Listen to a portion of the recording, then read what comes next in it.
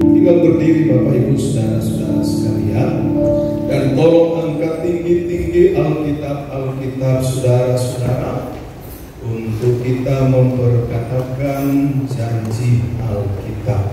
Puji Tuhan. Tolong angkat tinggi-tinggi di hadapan Tuhan, dan biar kita mau menghormati kata-kata, perkataan dan firman Tuhan. Saudara mengikuti apa yang dapat saya katakan. Saya percaya Alkitab adalah kebenaran firman Allah.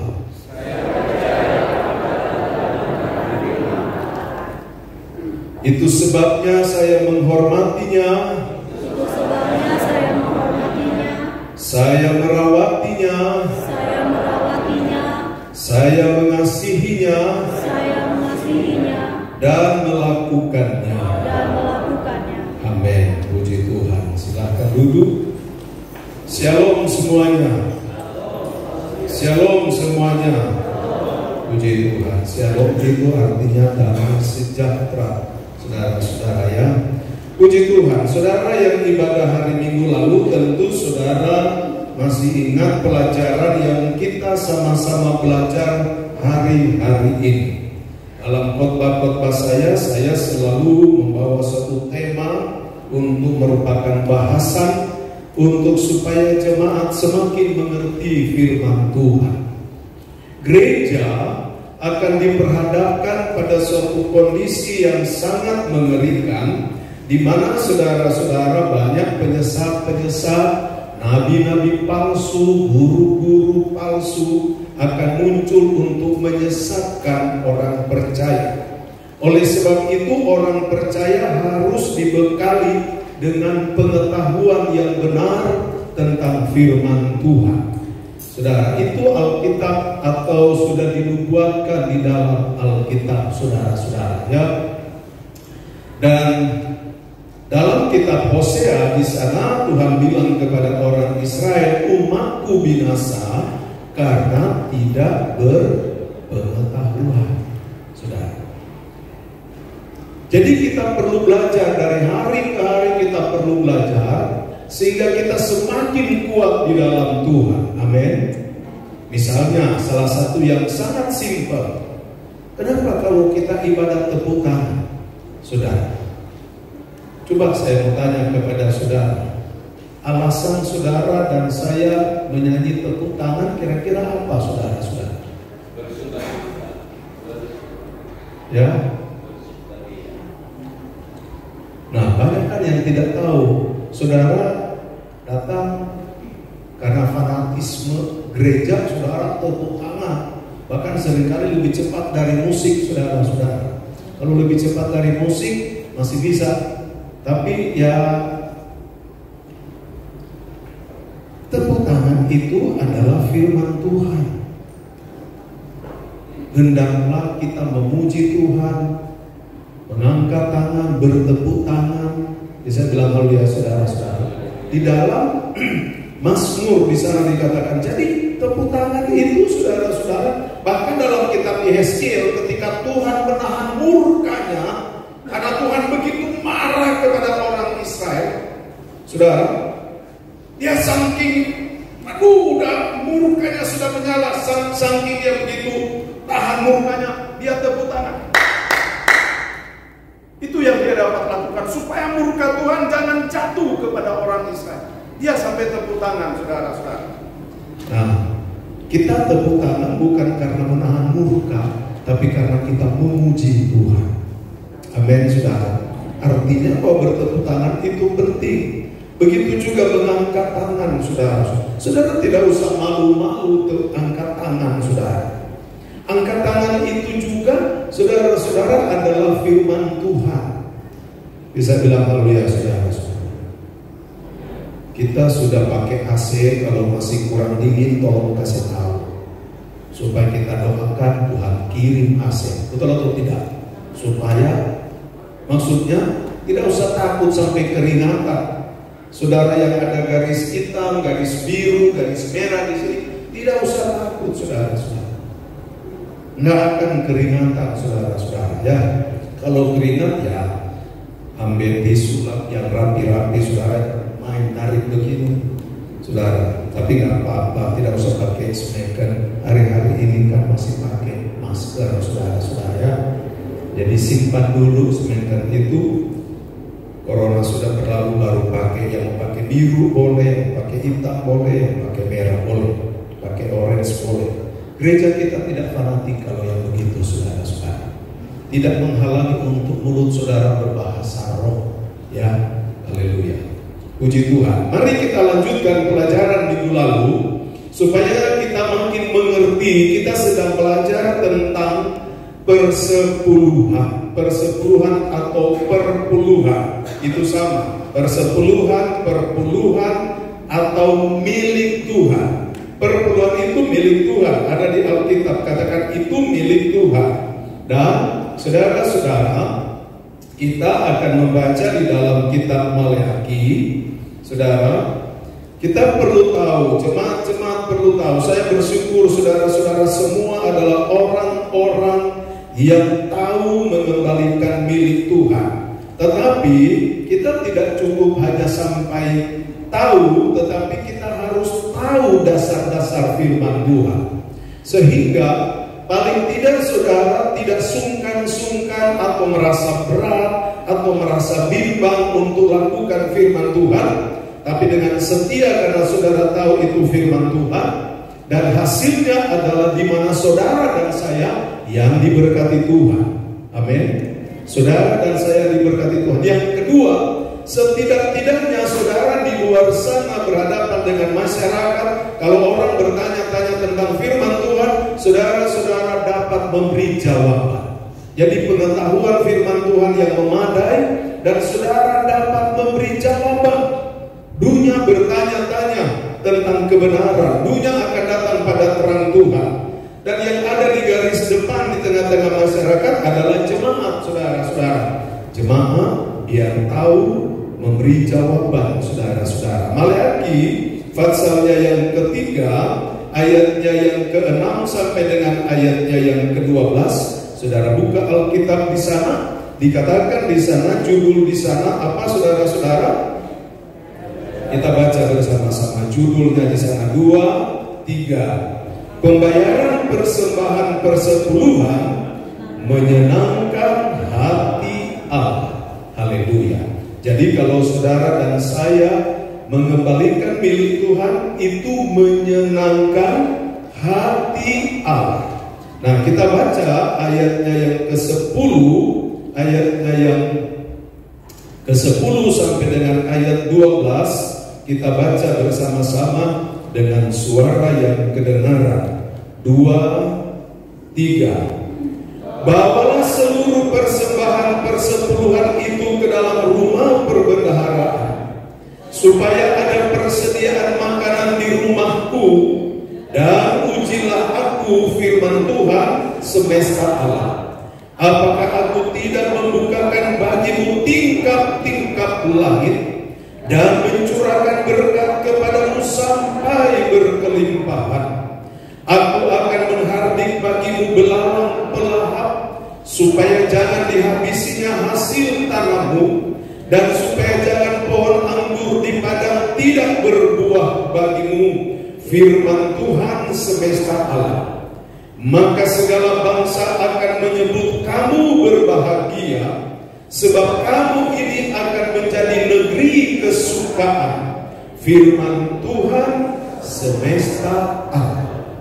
Hasil daripada anak-anak Tuhan, orang percaya, warga gereja mengembalikan milik Tuhan. Saudara, kita lihat, saya sudah beritahu ada 6 garis besar hasilnya, saudara-saudara ya. Jadi hasilnya kita lihat di sana, saudara-saudara. Ini hasil dari mengembalikan milik Tuhan. Yang pertama, ada persediaan makanan di rumahku, rumah Tuhan katanya.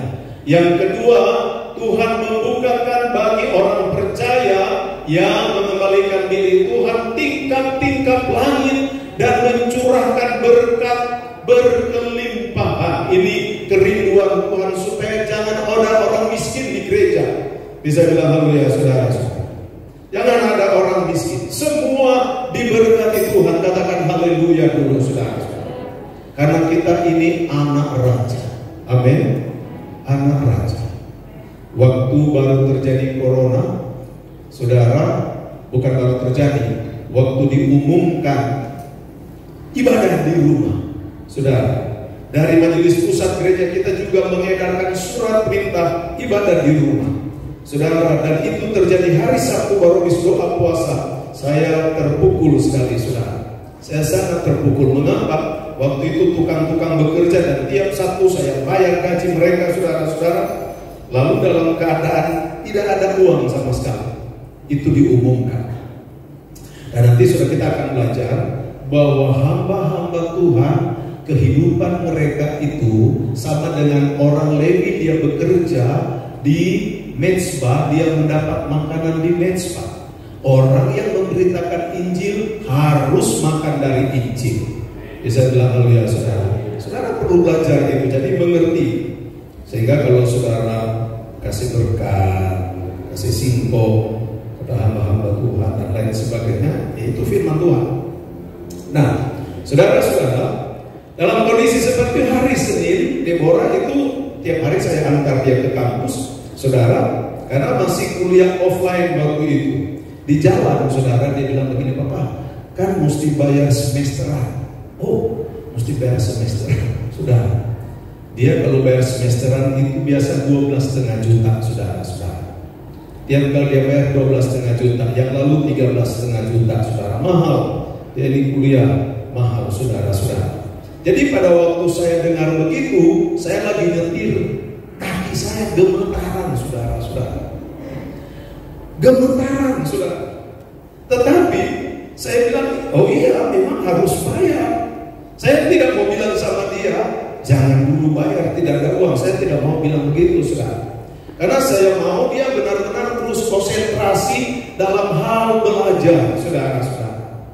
Jadi saya bilang, oh iya, nanti bayar. Tapi kaki saya udah gemetaran, saudara-saudara.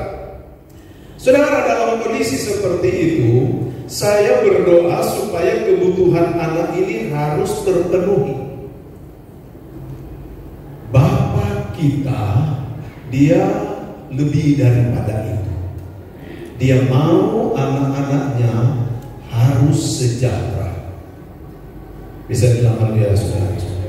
Harus sejahtera, diberkati, jadi kepala bukan ekor, memberi pinjam bukan meminjam. Itu Alkitab katakan, saudara-saudara. Negara-negara yang takut akan Tuhan, coba saudara lihat negara Amerika dulu masih disebut negara misi Amerika, diberkati secara luar biasa. Dia disebut polisi dunia, dia sebagai bank dunia, semua dia bantu, dia beri pinjaman dan lain sebagainya. Dan saudara-saudara, itu adalah janji Tuhan buat saudara-saudara dan saya. Bisa bilang haleluya. Jadi Tuhan mempunyai kerinduan supaya diberkati berkelimpahan, katanya. Yang ketiga, saudara-saudara, Tuhan akan menghardik bagimu belalang pelahap. Lalu yang keempat, supaya jangan belalang menghabisi hasil tanahmu. Dan yang kelima, saudara-saudara, dan supaya jangan pohon anggur di padang tidak berbuah bagimu. Jadi jangan usaha saudara tidak berhasil. Tuhan mau usaha saudara harus berhasil. Amin. Harus berhasil. Lalu dikatakan yang terakhir, maka segala bangsa akan menyebut kamu orang-orang berbahagia. Haleluya. Seringkali orang waktu nikah baru bilang selamat berbahagia. Selesai nikah, keributan yang terjadi. Tapi orang percaya, saudara, tetangga saudara akan menyebut engkau berbahagia. Amin. Saudara tinggal di daerah mana, tetangga-tetangga di situ, masyarakat umum di situ akan bilang engkau berbahagia. Nah, mulai pagi ini saya akan masuk poin demi poin, yaitu yang pertama, ada persediaan makanan di rumahku. Jadi yang pertama, hari ini kita akan masuk pada poin, ketika kita mengembalikan milik Tuhan, ada persediaan makanan di rumah Tuhan. Dan saudara perhatikan bahwa makanan yang dimaksud di sana itu ada dua hal.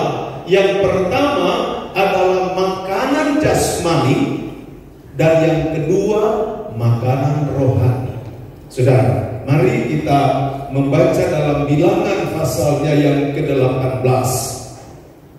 Bilangan 18. Saudara-saudara, jadi ketika kita mengembalikan milik Tuhan, supaya ada makanan di rumah Tuhan, supaya gereja itu diberkati, para anak-anak yatim piatu bisa menikmati berkat. Amin, saudara-saudara. Saya ingat saya waktu masih kecil, ada hari-hari tertentu jemaat-jemaat di Manado, di kampung kami itu, mereka bawa korban natura. Korban natura itu dari beras, dari jagung, dari padi, dari cengkeh, dari apa saja dibawa ke gereja, lalu didoakan, saudara. Setelah didoakan, ibu-ibu bawa ke ibu-ibu janda yang susah, saudara. Kalau di Bethesda, ibu-ibu janda yang diberkati Tuhan.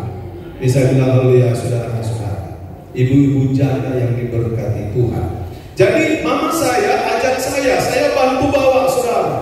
Tidak pilih orang suku, pokoknya di tengah-tengah masyarakat itu diingat, oh ada ibu janda di sana yang susah, jauh dari anak, bawalah ke sana, ada anak-anak yatim piatu.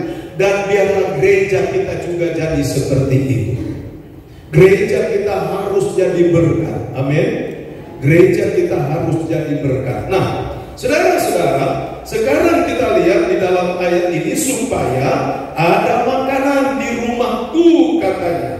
Pengertian lain, makanan di situ adalah makanan, bukan pengertian yang lain. Maksudnya adalah makanan jasmani dan makanan rohani. Saudara, kita baca di dalam ayatnya yang ke-20 sampai 25. Saya baca, saudara-saudara, Bilangan 18 ayat 20 sampai 25. Tuhan berfirman kepada Harun. Harun ini imam besar orang Lewi, imam besar buat bangsa Israel. Di negeri mereka engkau tidak akan mendapat milik pusaka, dan tidak akan beroleh bagian di tengah-tengah mereka. Akulah bagianmu dan milik pusakamu di tengah-tengah orang Israel. Jadi Harun imam besar, anak-anaknya, keluarganya, dan orang-orang Lewi pada waktu pembagian tanah di tanah Israel, mereka tidak dapat milik pusaka. Kalau suku Dan, Aser, Zebulon, apalagi Gad, Ruben, dan lain sebagainya, itu dibagi-bagi tanah Israel. Ada tempat usaha mereka, tempat bercocok tanam mereka, tempat beternak mereka. Tapi orang Lewi tidak mendapat harta pusaka. Tuhan bilang, Tuhanlah yang menjadi bagian mereka. Perhatikan di sana dikatakan, akulah bagianmu dan milik pusakamu di tengah-tengah orang Israel. Mengenai Bani Lewi, sesungguhnya aku berikan kepada mereka segala persembahan persepuluhan. Perhatikan baik-baik. Jadi sekarang kita sudah mulai melihat, Tuhan bilang kepada orang-orang Lewi, kepada pelayan-pelayan di dalam tabernakel. Ada gambar, coba tolong tampilkan. Gambar tabernakel, kemudian gambar. Nah ini gambar, kalau ini gambar bait Allah. Dari Raja Salomo sudah dibangun bait Allah, saudara-saudara. Ini Salomo, jadi bait Allah Salomo. Jadi saudara-saudara, pada waktu mulai keluar dari tanah Mesir menuju ke tanah Kanaan, orang Israel disuruh bangun tabernakel. Tabernakel itu untuk apa? Di sana untuk mereka dapat beribadah. Imam-imam orang Lewi bekerja mengadakan sembelih domba, kambing, lembu, dan di sana hadirat Allah turun, saudara-saudara. Tetapi setelah mereka tiba di tanah Kanaan, telah terbentuk suatu bangsa Israel. Tabernakel itu berjalan sampai masa Daud, Raja Daud. Begitu Raja Salomo, tabernakel itu sudah berubah. Tuhan suruh mereka bangun bait Allah. Nah, di bait Allah ini sebagai lanjutan dari tabernakel, karena tabernakel dibongkar, pasang bongkar, mengikuti perjalanan mereka. Di bait Allah di situ pelayanan yang sama, ada korban, lembu, kambing, domba, burung dan lain sebagainya. Imam-imam bekerja di sana, dan setelah itu sikinah kemuliaan Allah turun, hadirat Allah turun, dan Allah bicara kepada orang Israel. Jadi saudara-saudara, sama. Tetapi pada waktu zaman Taurat Musa, zaman Musa sampai Raja Daud masih bersifat tabernakel. Salomo kemudian membangun ini bait Allah. Nah, saudara, sekarang kita lihat, saudara, untuk kita memahami ayat 21 mengenai Bani Lewi. Sesungguhnya aku Tuhan berikan kepada mereka segala persembahan persepuluhan di antara orang Israel sebagai milik pusakanya. Kita baca bersama mulai kata untuk 2-3. Untuk membalas pekerjaan yang dilakukan mereka, pekerjaan pada kemah pertemuan. Jadi mereka tidak dapat warisan, Tuhan jadi warisan mereka. Lalu mereka Tuhan berikan persepuluhan orang Israel itu, Tuhan berikan kepada orang Lewi untuk membalas pekerjaan mereka di kemah pertemuan, katanya. Sehingga mereka perlu konsentrasi. Jadi mereka tidak perlu mau berdagang lagi, mereka tidak perlu bertani lagi, mereka tidak perlu beternak lagi. Pendeknya konsentrasi mereka, bagaimana supaya tabernakel bait Allah itu dibersihkan, bagaimana supaya lampu-lampunya nyala, roti sajian disiapkan, minyak ukupan itu dibakar, bagaimana ada korban imam besar masuk di ruang maha suci. Dan besok-besok kita baru belajar secara detail tabernakel dan bait Allah. Pendek kata, saudara-saudara, supaya mereka sejahtera, supaya mereka konsentrasi di sana. Ini yang pertama. Dengan kata lain, supaya tabernakel atau bait Allah itu jangan terlantar. Karena ketika tabernakel, pelayanan di tabernakel dan pelayanan di bait Allah terlantar, maka itu adalah alamat kemalangan dan kebinasaan buat orang Israel. Sekali lagi, ketika tabernakel dan bait Allah, saudara, diterlantarkan, maka itu adalah alamat kemalangan, alamat kebinasaan, alamat kesusahan buat seluruh orang Israel. Mengapa?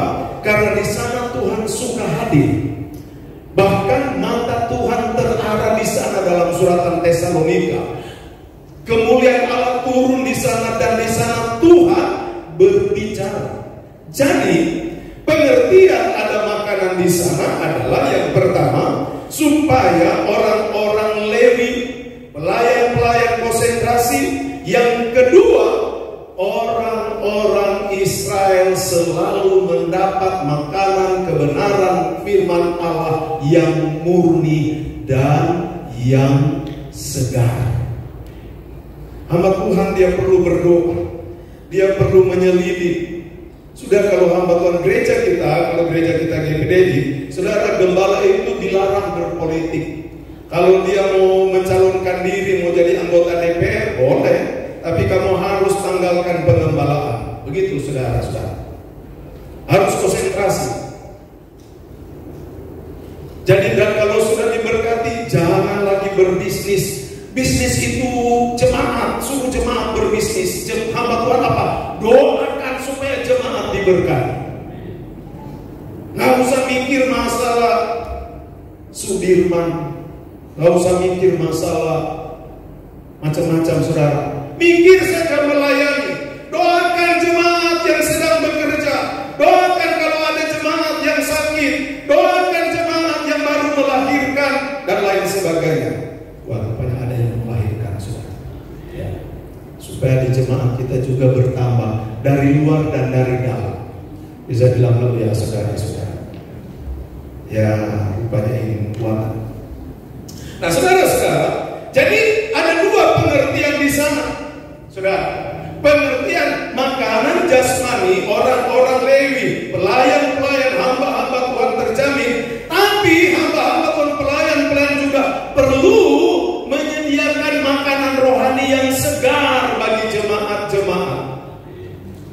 2, makan. Keluar dari rumah Tuhan ini. Itu sebabnya banyak gereja kalau sudah diberkati mengirim misionari. Gereja yang sudah diberkati bikin panti asuhan. Kan tidak mungkin kita bisa bikin panti asuhan. Bisa bilang dulu ya saudara-saudara. Kita bikin rumah jompo, kan tidak mungkin saudara. Keuangan itu diatur sedemikian rupa. Saudara, kolektor itu, kolektor saudara itu. Sejak gereja ini berdiri saya tidak pernah pegang kolektor saudara-saudara. Ada bendahara yang mengatur. Kecuali perpuluhan, karena itu firman Tuhan saudara-saudara. Dan kalau saya mengatur dengan cara yang salah, berarti menyalahi firman Tuhan.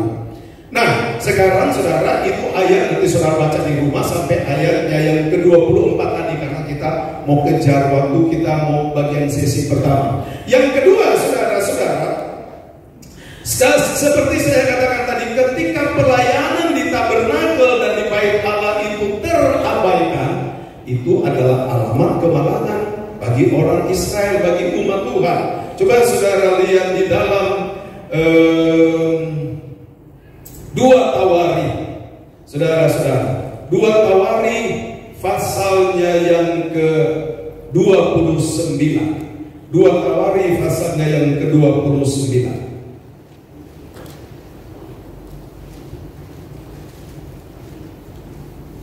2 Tawari pasal 29. Bagi Bapak Ibu yang bawa Alkitab, buka baca di Alkitab. Bagi Bapak Ibu yang sudah kurang awas kalau lihat baca di Alkitab, baca di atas ini ya.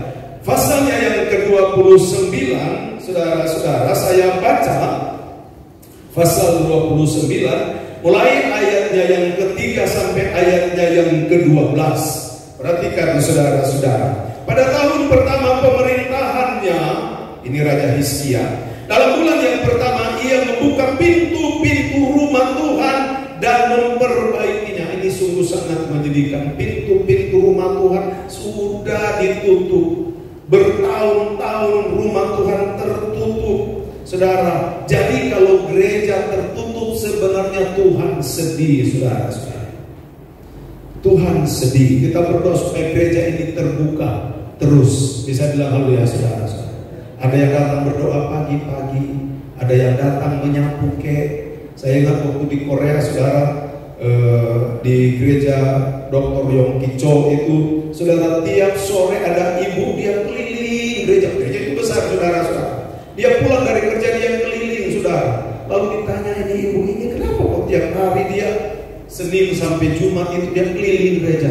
Oh, dia kalau pulang kerja, dia mampir dulu, dia kelilingin gereja itu, lalu dia doakan, dia melepaskan mengampartasi berkat. Tuhan berkati gereja ini, Tuhan berkati gereja. Dia keliling.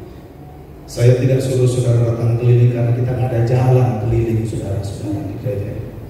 Paling tidak saudara mau datang nyapu juga boleh, datang berlutut berdoa. Haleluya. Bisa bilang haleluya, saudara-saudara. Banyak hal yang bisa dikerjakan. Saudara mau diskusi di sini, ibu-ibu mau belajar memasak di bawah sana, sekali-sekali lah bikin. Yang penting semua kegerakan, kegiatan rohani. Betul atau tidak, saudara-saudara? Belajar makan sagu, belajar masak sagu dan lain sebagainya. Ya, saudara-saudara.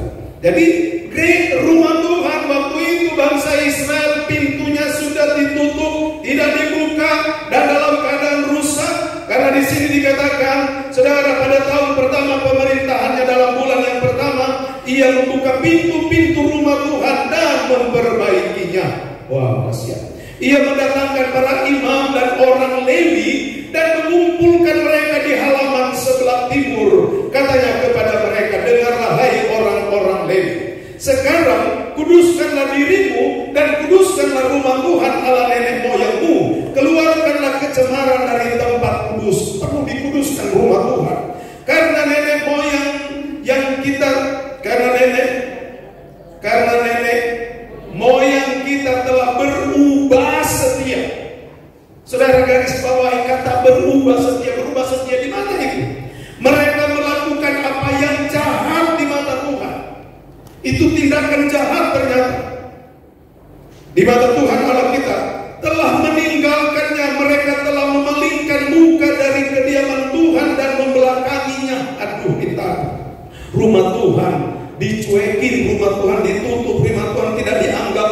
Bahkan mereka menutup pintu-pintu balik rumah Tuhan dan memadamkan segala pelita. Waduh, pelita ini mesti nyala siang malam. Doa harus dinaikkan di dalam rumah Tuhan supaya ada hadirat Allah, ada Roh Kudus di sini. Dalam puji-pujian ada Roh Kudus, dalam khotbah ada Roh Kudus, sehingga ada hadirat Tuhan. Yang sakit disembuhkan, yang susah dihiburkan, yang tertutup jalan dibukakan jalan. Kita harus mengalami hadirat Tuhan. Dikatakan dalam ayat selanjutnya, mereka tidak membakar korban ukupan dan tidak mempersembahkan korban bakaran bagi Allah orang Israel di tempat kudus, sehingga murka Tuhan menimpa Yehuda dan Yerusalem. Ia membuat mereka menjadi kengerian. Rumah Tuhan, pelayanan di rumah Tuhan diabaikan, ada kengerian. Jangan diabaikan pelayanan di rumah Tuhan. Amin. Kedahsyatan dan sasaran suitan seperti yang kamu lihat dengan matamu sendiri. Karena hal itulah nenek moyang kita tewas oleh pedang. Mereka kalah dalam berperang. Dan anak-anak lelaki dan anak-anak perempuan kita beserta istri-istri kita menjadi tawanan. Waduh, saudara-saudara, ini dampak dari rumah Tuhan diabaikan. Ada kesusahan melanda dalam rumah tangga, dalam segala keberadaan bangsa Israel, kepada ibu-ibu, kepada bapak-bapak, kepada anak-anak. Itu sebabnya orang tua, tolong kita biar Roh Kudus kuatkan orang tua biar setia pada Tuhan. Karena ketika orang tua setia pada Tuhan, berkat itu datang pada anak-anak. Bisa bilang haleluya, saudara. Anak-anak diberkati, tolong bapak-bapak, ibu-ibu, tolong setia, saudara. Walaupun mungkin sekarang saudara tidak punya harta yang banyak untuk wariskan pada anak saudara, tapi kesetiaan saudara ibu akan menjadi saksi sehingga anak saudara akan diberkati Tuhan. Ini firman Tuhan bilang, anak cucu orang benar mewarisi bumi. Amin. Daud katakan, sejak aku muda sampai tua, aku tidak pernah melihat anak cucu orang benar menjadi peminta-minta. Tidak pernah. Malah mereka memberkati. Haleluya. Puji Tuhan. Dan ada di antara anak-anak, bukan cuma di antara, ada di anak-anak kita semua. Bapak-bapak, ibu-ibu, lihat wajah anak saudara, dan saudara berkata dalam hati, anak saya diberkati Tuhan. Karena Tuhan terlibat dalam hidup mereka. Amin, saudara-saudara. Tuhan terlibat. Nah, kita lihat dalam ayat 10. Sekarang, ini Raja Hizkia katakan, aku bermaksud mengikat perjanjian dengan Tuhan Allah Israel, supaya murkanya yang menyala-nyala itu undur daripada kita. Jadi ada murka Tuhan yang menyala-nyala karena mereka sudah menelantarkan rumah Allah. Anak-anakku, sekarang janganlah kamu lengah. Nih, Hizkia bilang kepada imam-imam dan orang-orang Lewi, tolong jangan lengah melayani Tuhan sekarang, karena kamu telah dipilih Tuhan untuk berdiri di hadapannya, untuk melayani Dia, untuk menyelenggarakan kebaktian dan membakar korban baginya. Lalu bangunlah orang-orang Lewi, yakni dari Bani Kehat dan seterusnya. Ini orang-orang Lewi, ada banyak kelompok-kelompok mereka, saudara. Mereka bangun. Lalu saudara-saudara, apa yang terjadi? Dalam ayatnya yang keempat, pasalnya yang ke-31, saudara, kita lihat ketika rumah Allah diterlantarkan, kemah suci, pelayanan di kemah suci diterlantarkan, saudara, Tuhan murka, ada kesusahan, ada kemalangan, ada penderitaan, ada kemiskinan melekat kepada orang Israel. Sekarang kita baca pasal 31 ayat 4 sampai 10. Saudara, saya baca firman Tuhan bilang begini, ayat 4. Ia memerintahkan raja, ini Raja Hizkia, yang di penduduk Yerusalem, untuk memberikan sumbangan yang menjadi bagian para imam dan orang-orang Lewi, supaya mereka dapat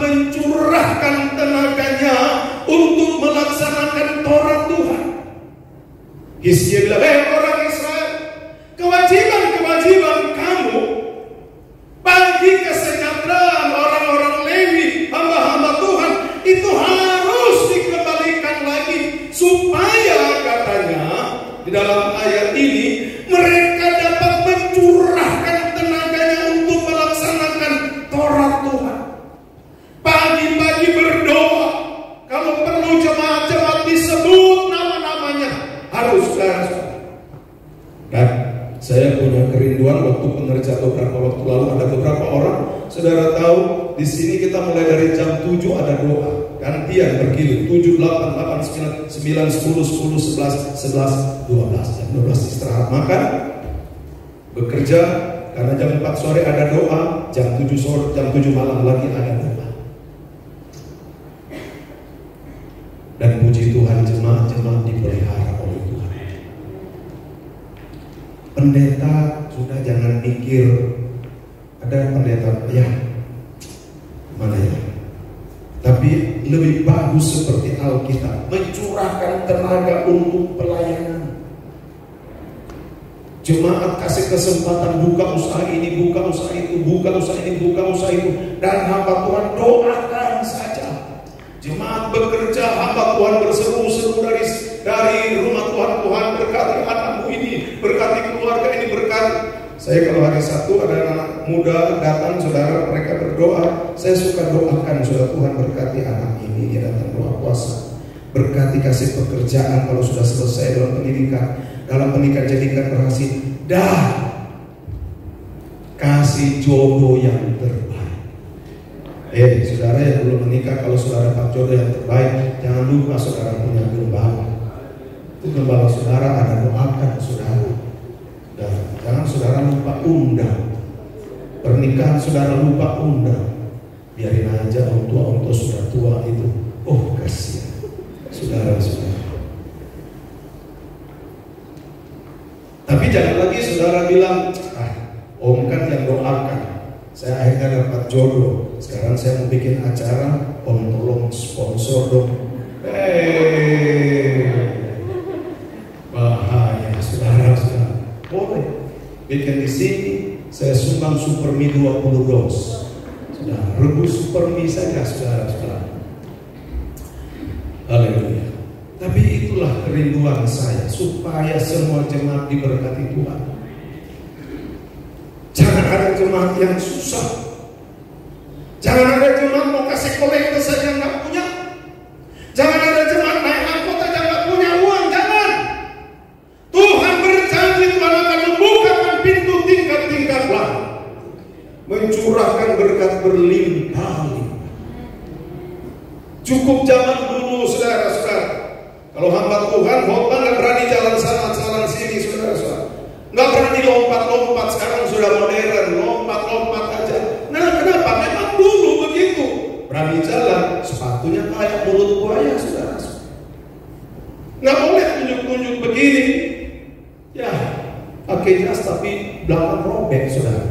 Itu zaman dulu. Sekarang zaman sudah diberkati Tuhan. Amin. Zaman diberkati Tuhan. Nah saudara-saudara, jadi kita lihat, kita sudah baca sampai di ayat berapa tadi? Ayatnya yang keempat, ayat 5. Segera setelah perintah ini tersiar, orang Israel membawa dalam jumlah yang besar hasil pertama daripada gandum. Jangan lupa, kalau hasil pertama ada hulu hasil, itu ada Tuhan punya juga di sana. Bisa bilang haleluya saudara. Jangan saudara yang kerja, begitu kerja saudara-saudara, begitu dapat kerja, saudara ingat-ingat, wah ini kalau saya gajian, saya mau undang teman-teman saya, satu alumni dulu waktu masih SD, kita pesta-pesta. Salah saudara-saudara, datang pada Tuhan dulu. Saya menyesal, saya kecil, dari kecil orang tua kurang mengajar. Di gereja saya juga kurang mengajar masalah ini. Saya kira kalau dari kecil saya sudah mengerti, wah tentu berkat lebih banyak juga. Haleluya. Nah sekarang saudara mengerti, ajarkan pada anak-anak. Bisa bilang haleluya saudara-saudara. Sehingga anak-anak menyenangkan, menyukakan, anak-anak diberkati. Luar biasa saudara-saudara ya. Dan dikatakan dalam ayat selanjutnya, daripada gandum, anggur, minyak, madu, segala macam hasil bumi, mereka membawa juga persembahan. Apa?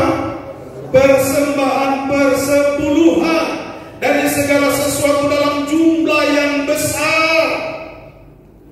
Jadi mulai dari kecil, terus Tuhan percayakan berkat lebih banyak, mengikuti irama. Jangan kalau sudah besar, saudara sudah sayang, saudara tidak mau bawa. Jangan, saudara, biarlah bermental Bisa bilang haleluya, saudara-saudara. Jangan bermental orang gembel, saudara-saudara. Jangan. Bermentallah orang-orang yang diberkati Tuhan. Kenapa? Saudara akan lihat sebentar. Ayat selanjutnya. Mereka membawa juga persembahan persepuluhan dari segala sesuatu dalam jumlah yang besar. Orang Israel dan orang Yehuda yang tinggal di kota-kota Yehuda juga membawa persembahan persepuluhan.